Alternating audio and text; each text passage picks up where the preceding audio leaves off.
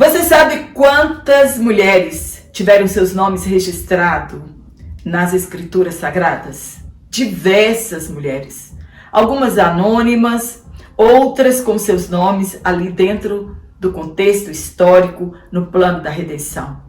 Mas apenas 2 mulheres receberam a honra de terem um livro em seu próprio nome: Ruth e Esther. E essas 2 obras literárias colocam por terra todo o machismo de todas as eras. Quando Deus fez isso, é para mostrar para toda a humanidade que sim, tanto homens quanto mulheres fazem parte do plano redentor e dos propósitos divinos aqui na Terra. A vida dessas mulheres foram tão importantes para os propósitos divinos que são os únicos livros que levam o nome de 2 mulheres, Ruth e Esther. Para você que está aqui pela primeira vez, sejam todos muito bem-vindos. E para você que está aqui semanalmente, meu muito obrigada pelo seu carinho. A gloriosa paz do Senhor e Salvador para todos nós. Que o Espírito Santo continue falando conosco, a sua igreja, nos dando graça para prosseguirmos no ministério do ensino. Sou Jane Martins de Souza, professora e superintendente de Escola Bíblica Dominical. E para mim é uma satisfação muito grande estar aqui semanalmente com cada um de vocês. Já quero agradecer os comentários, muito obrigada. Você que diz que o seu trimestre foi uma bênção, obrigada pelo carinho e por compartilhar conosco a experiência de sua igreja. Muitas mulheres foram importantes, mas essas 2 fizeram uma diferença no plano da redenção. Se você não assistiu a aula de número 1, vou deixar aqui um link. Você clica aqui e assiste a aula de número 1, que foi uma bênção. Tivemos uma visão panorâmica de todo o trimestre. E hoje faremos uma visão panorâmica do livro de Ruth. É o primeiro livro que vamos estudar no trimestre, é o livro de Ruth. Mas hoje também é uma visão panorâmica de tudo que abordaremos nas outras próximas 3 aulas. E depois, no finalzinho, falaremos sobre o livro de Esther. Todo machismo, toda ignorância espiritual, toda falta de valorização da mulher no ambiente cristão cai por terra somente ao lermos os títulos dessas obras. Sempre estivemos no plano de Deus. Sempre. A mulher sempre esteve incluída no plano redentor. Os eventos de Ruth ocorrem paralelo ao tempo dos juízes, tempo em que a imoralidade religiosa reinava na vida dos israelitas. Sofreram amargamente nas mãos dos seus inimigos todas as vezes que desobedeceram. O livro revela a misericórdia divina, pois todas as vezes que o povo se via em apuros, em apertos, eles clamavam a Deus e socorro vinha da parte de Deus. Deus levantava juízes para socorrerem a nação. No meio desse contexto de pecado e juízos divinos contra a desobediência, que Elimeleque decidiu peregrinar em Moabe juntamente com sua família. O livro de Ruth localiza-se entre o livro dos Juízes e de Samuel, por um motivo claro. Juízes apresenta o declínio da nação judaica, enquanto que Samuel, o estabelecimento do reino judaico. Ruth retrata a Cristo e a sua noiva. Falaremos muito mais sobre esse assunto no decorrer do trimestre, sobre o livro e o que ele representa para nós. Fomos chamados dentre os gentios e os judeus, formando a noiva de Cristo, sua igreja. É sem dúvida uma história de amor e de colheita. Não sabemos por que havia fome em Belém, casa de pão, provavelmente consequência do pecado da nação. Ele cometeu o erro de não confiar em Deus, ao invés de clamar e obter resposta da parte de Deus. Erro semelhante aconteceu com Abraão, quando foi buscar socorro no Egito. Tiraremos muitas lições desse livro, inclusive que ele pode transformar a nossa dor em alegria, nossos fracassos em vitórias e nossa desobediência em propósitos eternos. Eles não pretendiam ficar muito tempo ali em Moabe, mas o tempo passou até chegar 10 anos e não voltaram como o planejado. Decisão errada traz disciplina de Deus. O mundo não tem socorro para nós. É melhor sofrer no lugar da prova com Deus do que buscar socorro em outro lugar sem a presença de Deus. Não saia dos planos de Deus. Não saia do lugar que Ele te colocou. Virá a resposta de Deus. Basta permanecermos fiéis, assim como fez Noemi e Ruth. O objetivo desse livro é traçar a ascendência de Jesus, mas ao mesmo tempo tiramos lições maravilhosas para as nossas vidas e também para a vida da igreja. O livro de Ruth, ele é um retrato da graça de Deus em relação aos gentios. Os moabitas era uma comunidade separada de Deus, estranhos quanto à promessa, separados da comunidade judaica, e assim Deus revelou sua graça, fazendo de 2 povos, estrangeiros e judeus, um único povo. Ruth e Boaz, reconciliados por intermédio da graça de Deus. Através dessa história, observamos a maneira como Deus preserva a história de pessoas que permanecem fiéis apesar das circunstâncias. Nossa história está gravada em um memorial diante de Deus. Por isso, não desfaleça diante das circunstâncias. Se Ruth olhasse para as circunstâncias, não teria crido em Deus. Viúva, pobre, de um estrangeiro que peregrinava em seu país e que não havia lhe deixado nada como herança, nem mesmo um filho.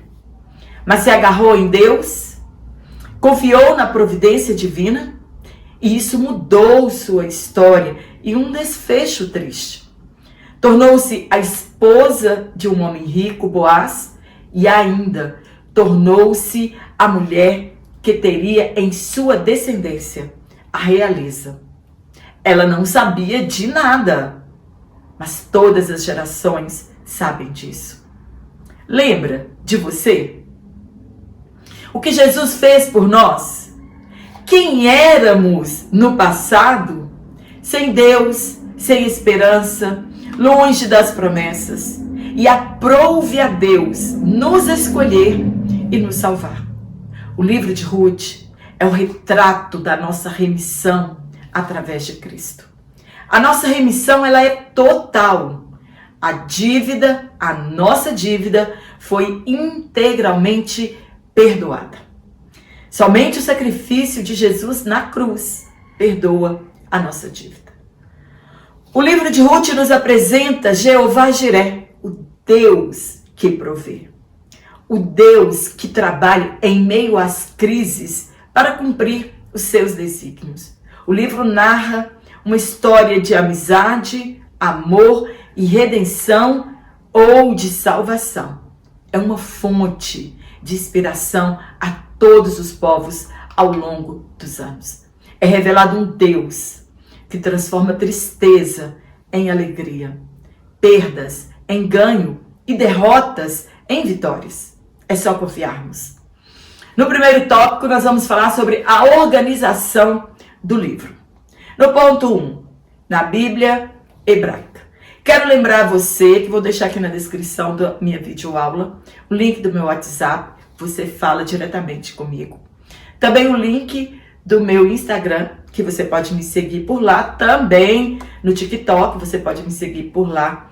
Também o link da Hotmart, que você pode adquirir esse conteúdo sem burocracia, sem muito tempo de espera. Você pode ser um assinante trimestral ou adquirir o PDF unicamente para aquela aula que você vai lecionar. Então, qual é a organização do livro? Onde ele se encontra na Bíblia hebraica? Qual é o valor desse livro para os judeus e a sua posição na Bíblia hebraica? A Bíblia hebraica é dividida da seguinte forma: é o Tanakh, ou Tanakh. É uma coleção canônica dos textos hebraicos, que é a fonte do cânone do Antigo Testamento cristão. Ele é a fonte para a nossa Bíblia da atualidade. Essa coleção, ela é composta de textos em hebraico antigo, com exceção dos livros, o de Daniel, o de Esdras, que contém trechos em aramaico. Então, o Antigo Testamento é escrito no hebraico, mas temos essas duas obras que foram escritas no aramaico. O Novo Testamento, ele é escrito no grego, mas também tem alguns trechos em aramaico. O texto tradicional usado é chamado de texto massorético. Do Tanakh constam 24 livros. Ah, mas então ele é menor do que o nosso Antigo Testamento, que são 39? Não. Vamos entender agora o que aconteceu com a Bíblia hebraica.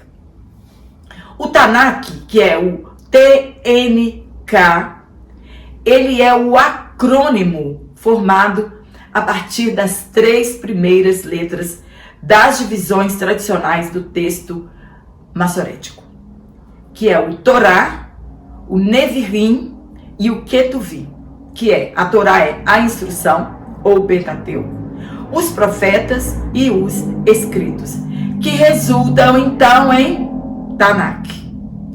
O Tanakh é passado de geração em geração na forma escrita, conforme a tradição rabínica de transmitir a totalidade apenas de boca a boca e face a face. Essa tradição ficou conhecida como a Torá oral, que é transmitida de pai para filho, que foi compilada nos Targumim, no Talmud, em diversos Midrashim e em outros escritos rabínicos. Nós não vamos ter tempo de falar sobre cada uma dessas coisas aqui. Então, a divisão da Bíblia hebraica nós encontramos lá em Lucas. Jesus fazendo a separação do Antigo Testamento. Então, já era de conhecimento deles essa divisão. Então, vejamos. A Bíblia hebraica, ela tem a lei, que são os 5 livros, Gênesis, Êxodo, Levítico, Números e Deuteronômio. Primeiro, e depois nós temos os profetas, que são 8 livros. Primeiros profetas, Josué, Juízes, Samuel e Reis. Últimos profetas, Isaías, Jeremias, Ezequiel e os 12. Os 12 profetas menores estão reunidos em uma única obra, em um único rolo. Agora, a divisão dos escritos. Então, já falamos sobre a divisão da lei, quem são os 5 livros, os profetas, que são 8 livros, e os escritos, que são 11 livros. Os poéticos, que são Salmos, Provérbios e Jó. Nós temos, dentro destes 11 livros, que são os escritos, os 5 rolos, Cantares, vou falar daqui a pouco sobre cada um deles, Cantares, Ruth, Lamentações, Eclesiastes e Esther. Depois nós temos os históricos, que é Daniel, Esdras, Neemias, uma obra só, e Crônicas, que também é uma obra só. Então, na verdade, os livros nossos que foram separados, e falamos sobre cada um deles, lá na Bíblia hebraica, eles foram unidos, e por isso são 24 ao invés de 39 livros. Então, dentro dos escritos, que são 11 livros, estão os 5 livros, ou os rolos, conhecidos como Megilot. São os livros lidos publicamente nas festividades dos judeus anualmente. O primeiro livro que é lido é o Cântico dos Cânticos. Qual festa que ele é lido? Na Páscoa. O que eles celebram? Celebram o Êxodo, a saída deles do Egito. O outro livro que é lido, Ruth. Qual festividade que ele é lido? A festa das semanas, a colheita de cereais e a entrega da lei no Sinai. Eles leem o livro de Ruth. Depois o outro livro que é lido nas festividades é Lamentações de Jeremias. Ele é no 9º dia de Abi, que comemora a queda de Jerusalém em 587 a.C. E depois Eclesiástico, que é lido na festa dos tabernáculos, ou a festa da colheita e a festa da uva. E, por último, é lido o livro de Esther, na festividade de Purim, que eles comemoram a libertação nacional da nação. E esse trimestre nós vamos falar sobre esses dois livros, esses dois escritos que estão no Megilot da Bíblia hebraica. No ponto 2, na Bíblia cristã, como é dividido e como esses dois livros estão inseridos aqui na Bíblia cristã. Enquanto na Bíblia hebraica são 24 livros, na cristã são 39 livros.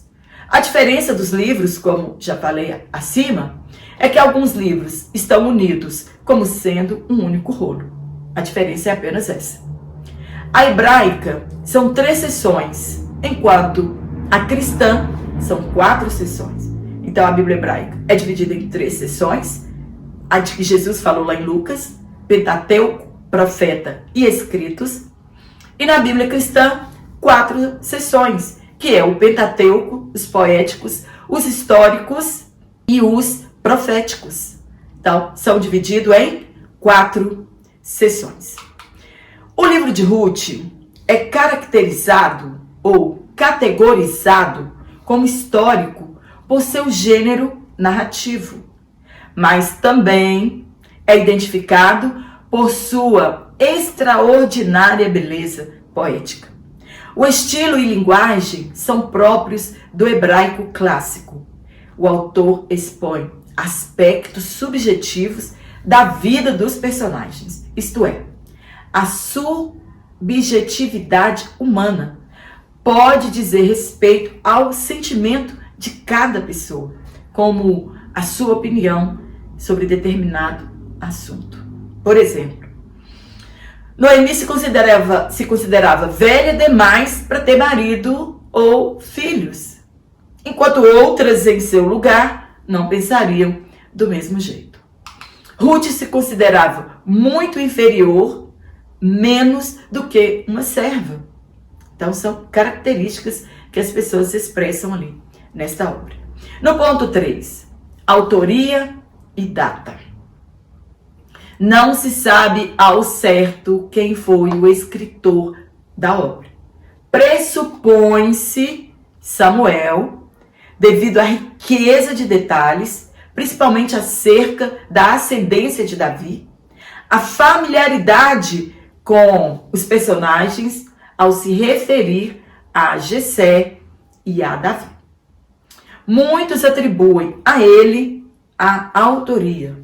O Talmud, por exemplo, que é uma obra milenar de regulamentos e tradições judaicas, dão a ele a autoria do livro.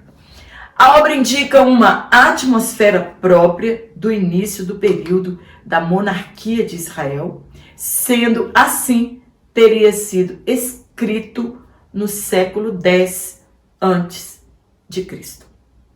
No tópico 2, o contexto histórico.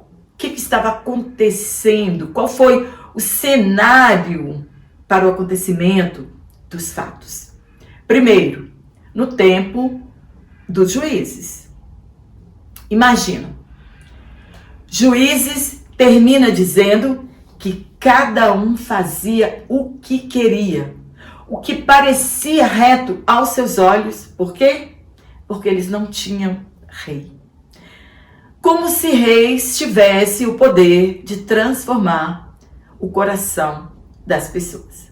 Na verdade, eles perderam o temor de Deus, deixaram de ler a lei de Deus e por isso se afastaram da verdade. O período dos juízes durou em média 330 anos e a história de Ruth cerca de 250 anos antes de Davi. 3 gerações. O tempo dos juízes começou depois da morte de Josué e de todos os anciãos. Se estendeu até o período do início da monarquia com Saul como rei em 1050 a.C. Foi um período longo de apostasia, de afastamento do povo de Deus, se envolveram com a imoralidade sexual. Esse era o contexto em que Ruth vivia, em que Noemi vivia, mas o seu marido Elimeleque, a idolatria e a adoração de deuses pagãos. Pereceram por não terem uma direção. E assim como nós, se não formos guiados pelo Espírito Santo, pereceremos também. Precisamos de sábios conselhos. Afasta-se daquelas pessoas que são menos crentes do que você, que não adoram a Deus como você adora, de pessoas que não oram, que não jejuam, que não leiam Bíblia. Com certeza, esse tipo de pessoa te levará para longe de Deus. No ponto 2, a secularização, o hedonismo e a idolatria. Primeiro vamos entender cada uma dessas coisas. Secularismo é a doutrina que ignora os princípios espirituais na condução dos negócios humanos. Deus está fora. Secularismo e materialismo é a mesma coisa. Tem o homem e somente o homem como medida de todas as coisas. Deus é tirado do contexto humano. Eles afirmam que não precisam de Deus para nada. Deus não é consultado para nenhum de seus projetos. Hedonismo é a busca do prazer, da satisfação pessoal, que é o maior bem da vida do homem. E idolatria é o culto destinado a outros ídolos. A idolatria também pode ser considerado o amor excessivo por pessoas, por objetos, amor esse que suplanta o amor que devemos devotar a Deus. A avareza é idolatria. Muitos cristãos presumem que eles não são idólatras porque não adoram imagens de escultura, mas adoram pessoas, objetos, adoram o dinheiro, são avarentos. O amor ao dinheiro é idolatria também. Eu ouvi algo sobre o dinheiro que eu achei maravilhoso, quando ele diz que enquanto o dinheiro está no nosso bolso, ele tem muita utilidade para nós. Mas a partir do momento que ele sobe para o nosso coração, acabou todo o seu valor. Depois de Josué e os anciãos e líderes, levantou-se uma geração que não tinham uma profunda comunhão com Deus e não conheciam o que ele havia feito ao povo hebreu. Também estamos vivenciando quase que o mesmo problema em relação à geração passada. Os novos teólogos estão empobrecendo a nova geração. Mensagens quentes e rápidas, uma nova geração de crentes mimados, que não oram, não jejuam, não estudam a palavra de Deus, não sabem de fato o que Jesus fez por nós na cruz. Secularizaram a igreja, o materialismo se instalou em nossas igrejas, empobreceram a obra missionária e enriqueceram os pregadores itinerantes. O homem é o centro dos hinos, o centro das mensagens. Não há uma busca pelo revestimento de poder, de capacitação espiritual. Somente Deus pode intervir em nosso meio, como ele fez no passado.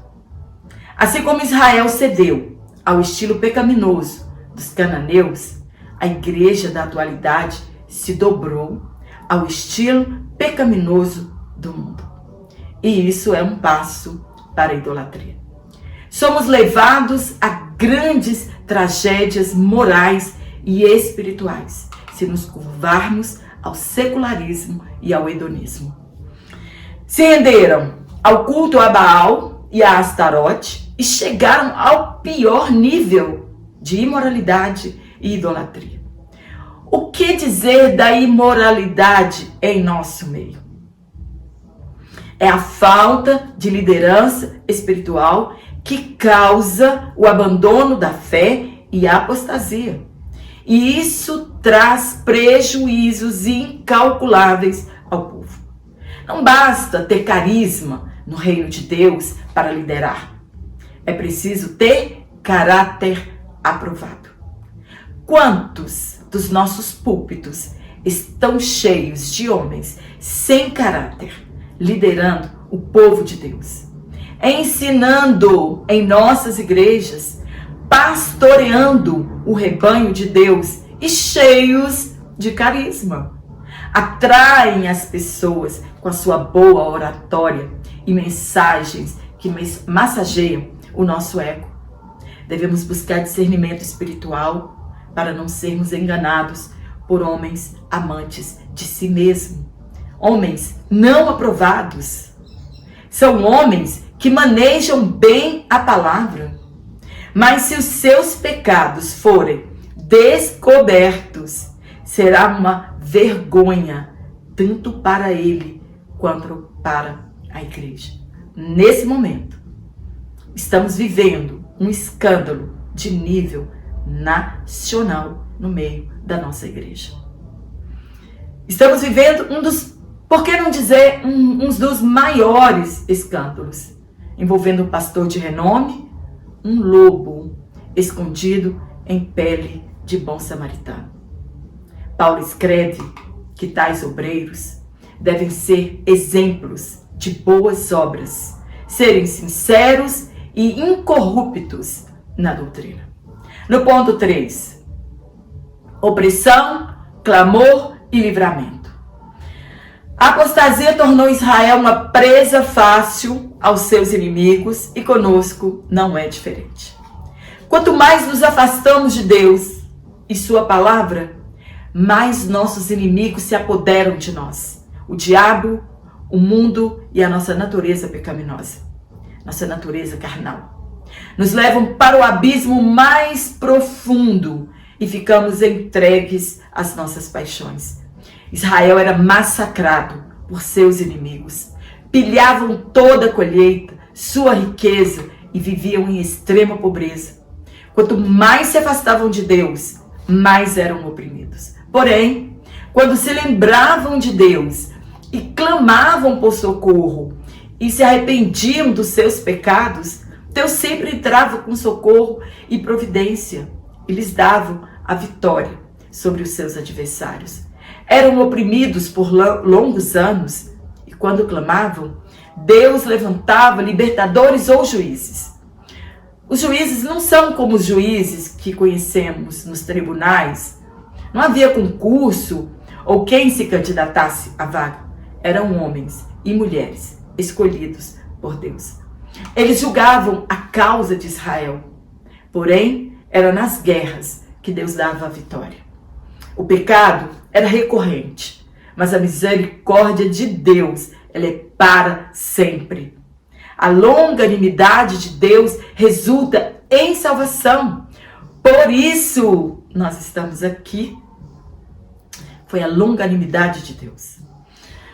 Deus deixou algumas nações ali no meio da nação judaica para provar a fidelidade de Israel. E não se sujeitavam à lei de Deus.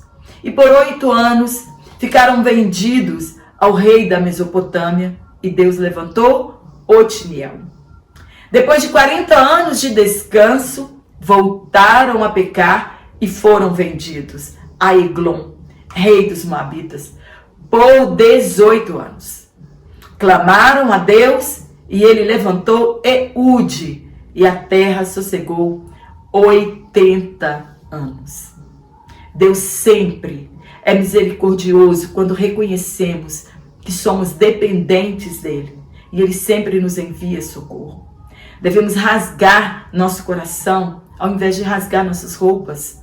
Deus ele é paciente e tolerante para conosco. Ele sempre ouve os que clamam a ele. Devemos buscá-lo enquanto podemos achar e invocar quando ele ainda está perto. No último tópico, nós vamos falar sobre propósito e mensagem do livro. Primeiro, o cetro de Judá. Segundo o comentário da NVI, o autor ele não declara o seu propósito no livro, ou o escritor desta obra. E isso não fica muito claro. Alguns estudiosos argumentam que Ruth foi escrito para defender um universalismo que iria incluir todos os estrangeiros no plano da salvação. Outros explicam que o ponto central é explicar a ascendência de Davi e apresentar um esboço biográfico dos seus antepassados piedosos, ou de mostrar como Ruth, uma moabita, uma mulher improvável, recebeu uma posição de honra entre o povo judeu. O que realmente entendemos e compreendemos é que Deus se envolve com nossas questões, com pessoas. Pois se não fosse assim, Ruth seria uma mulher como as demais. E talvez nunca conheceríamos essa história tão maravilhosa de amor e de dedicação. Infeliz de quem acredita que Deus não se envolve em nossas questões, em nossos problemas, né? Está sempre aqui para nos ajudar. Quando Deus age em sua soberania, os seus propósitos são executados, revelando que o surgimento de Davi foi providencial e não por acaso. Ninguém vem por acaso. Não somos mero acaso. Fazemos parte do plano soberano de Deus. Aprendemos que todos que colocam sua confiança em Deus não serão decepcionados. O livro é a carta de apresentação da tribo real que viria o Messias, o leão da tribo de Judá, a raiz de Jessé. Quando os filhos de Jacó pecaram, Deus não deixou de cumprir a promessa. Apenas mudou o endereço da promessa. O filho primogênito, ele recebia as maiores bênçãos e herança em dobro. Porém, por deitar-se com a concubina de seu pai, Rubem foi desclassificado para a primogenitura. Frustrou os planos de Deus? É claro que não. É a mão de Deus conduzindo a história. Judá também foi desclassificado para isso, passando para os filhos de José a primogenitura. Entretanto, foi Judá o escolhido para a descendência do Messias. Não podemos afirmar ser Samuel o escritor do livro, porém, se for, esclarece o ponto de que registra a ancestralidade de Davi como rei de Judá e o legitima como tal. Saul era rei e da tribo de Benjamim não tinha legitimidade para isso. No ponto 2, amor e redenção.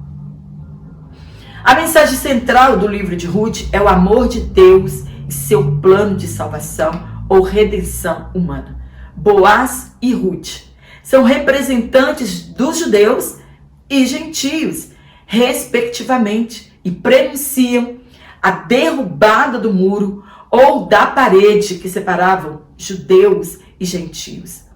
Eles nunca entenderam que o propósito divino era fazer dos dois povos apenas um. Jesus é a nossa paz. Foi Ele que nos reconciliou com Deus. Foi Ele que desfez a nossa inimizade, a inimizade entre gentios e judeus, e na cruz nos reconciliou com o Pai. A história de Boaz e Ruth apontava para esse plano. Boaz é um parente remidor que preservou a descendência de Elimeleque e de Malom também. Ele é um tipo de Cristo, nosso Redentor, que nos livrou da condenação eterna, pois antes não tínhamos esperança e estávamos mortos em nossas transgressões. As duas mulheres seriam reduzidas a nada se não fossem remidas por um remidor que cuidasse delas e dos seus bens. Algumas ações de Boaz podem ser comparadas com as ações de Cristo. O remidor tinha de ser o parente mais próximo para realizar a obra de redenção. Cristo fez-se homem para ser o remidor da humanidade. O parente remidor, ele precisava ter meios para pagar o preço de compra da terra. Cristo pagou o alto preço associado ao resgate da humanidade perdida. Boaz estava disposto a ser o remidor e Cristo estava igualmente disposto a redimir a humanidade. O remidor Boaz tomou Ruth como noiva gentia e enriqueceu-a financeiramente. Cristo também tomou uma noiva gentia, a igreja, a qual enriquece espiritualmente. No ponto 3, fidelidade e altruísmo. Em todas as eras, sempre haverá um remanescente fiel. No livro de Juízes, podemos perceber que nem todos haviam se entregado à idolatria e à imoralidade sexual. Os pais de Sansão, por exemplo, Gideão e tantos outros. E na atualidade também, nem todos se corromperam. Nem todos estão se entregando aos prazeres, ao materialismo. Nem todos estão à margem do caminho. Haverá fiéis em todas as eras. E se Deus tiver misericórdia de nós, que sejamos o remanescente de Deus na terra. A iniquidade tem aumentado e o justo vive pela fé, renunciando o pecado em um mundo que a palavra pecado não existe mais em seu vocabulário. Infelizmente, muitos vivem para si sem pensar nos demais. O contexto em que elas viviam era exatamente esse. Tanto que o comportamento de ambas chamou a atenção das pessoas. E a fama delas se espalhou por Belém. Noemi e Ruth, um exemplo de dedicação, de amor entre nora e sogra. Falamos bastante na aula de número 1 sobre esse tema. Não pensavam apenas em si, era uma pela outra. O amor, ele não é egoísta. E muitas outras coisas além que Paulo escreveu a respeito do amor em sua carta à igreja de Corinto. Amém? Espero ter te ajudado com este comentário tão rico e maravilhoso. Vamos aprender muito durante esse trimestre. Eu espero você aqui nas minhas próximas aulas e também durante todo esse trimestre. Fica comigo, não me deixe aqui sozinha para nós juntos aprendermos bastante. Nós sabemos que nós, professores, somos alimentados primeiro e depois alimentamos a nossa classe. E isso traz crescimento espiritual para as nossas vidas. Um forte abraço a todos vocês. Não deixe de curtir a minha aula, de compartilhar em suas redes sociais, de se inscrever no meu canal. Não fique aqui assistindo sem se inscrever. Inscreva. Isso ajuda que meu comentário chegue, alcance de outras pessoas e o meu canal pode continuar crescendo em nome de Jesus. E eu te espero aqui na nossa próxima aula, se Deus assim nos permitir então.